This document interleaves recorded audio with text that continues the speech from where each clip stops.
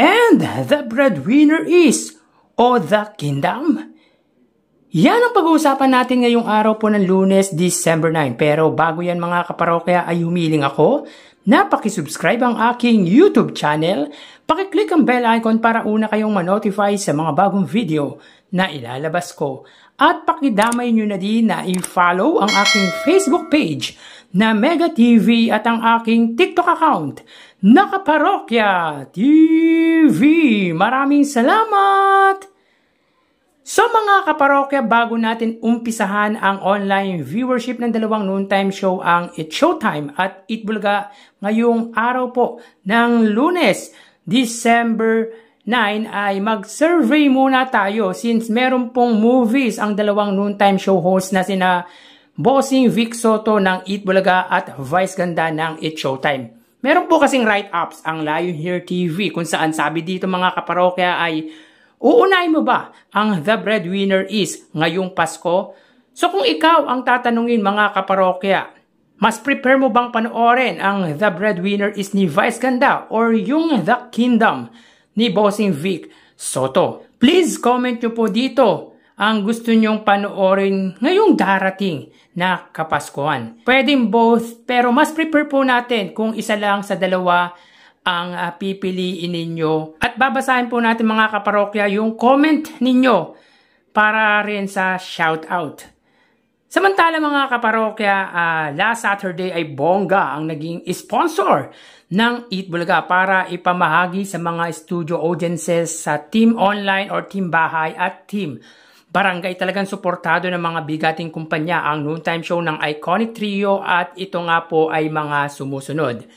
Pure Foods Tender Juicy Hot Dogs, Happy Toothpaste, Tolak Angin, Oishi Tater Thins, CDO Carne Norte, CDO Crispy Burger, CDO Big Time Cheese, McDonald, Birch Tree Fortified, Arla, Surf, Aji Giniza, Mr. Donut, KFC, Tokyo at Gardenia. So meaning mga kaparokya, Sweet 16 big time companies po ang sumuporta sa Eat Bulaga para magpamigay regalo sa manonood nito live in studio, even sa barangay at team bahay. Iba talaga kapag mapagkakatiwala ang programa dahil patuloy na sinusuportahan ng malalaking kampanya dito or company dito sa bansa. Samantalang last Saturday mga kaparokya ay tanging ang The Breadwinner is lang po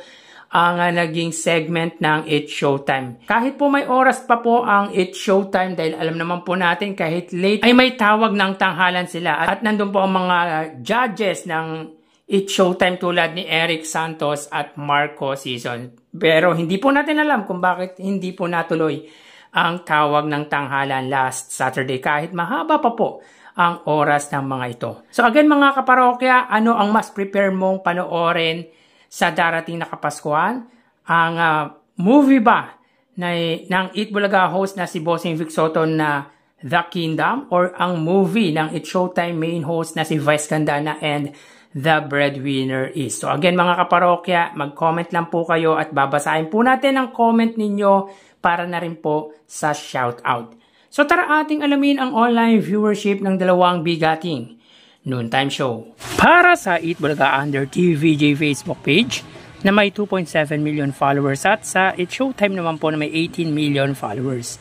So as of 1:44 PM ang It's Showtime po na may kasalukuyang segment na tawag ng tanghalan. Samantalang Eat Bulaga naman po ay ang Gimme 5. So dito may kita po natin mga kaparokya, ang It's Showtime po ay may 4,000 viewers at ang Eat Bulaga naman po ay may 4,900 live viewers. Again, as of 1:44 PM ang It's Showtime po ay may 4,000 live viewers at ang Eat Bulaga naman po ay may 4,900 nakatumbas po ng 5,000 viewers. So punta naman po tayo sa TV Network YouTube channel ng dalawang noontime show. So unahin po natin ang Eat Bulaga under TV5 Philippines na may kasalukuyang subscribers na 2.15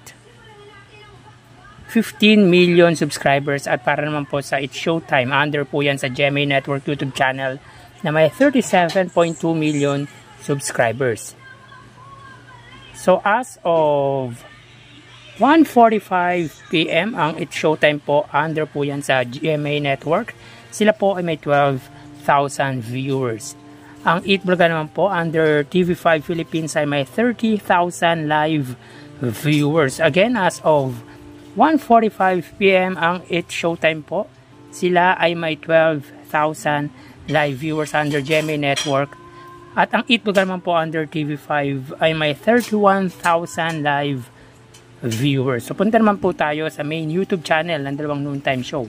Para po sa It's Showtime under ABS-CBN It's Showtime na may 2.46 million subscribers, at sa Eat Bulaga naman po under Eat Bulaga TVJ YouTube channel na may 1.18 million.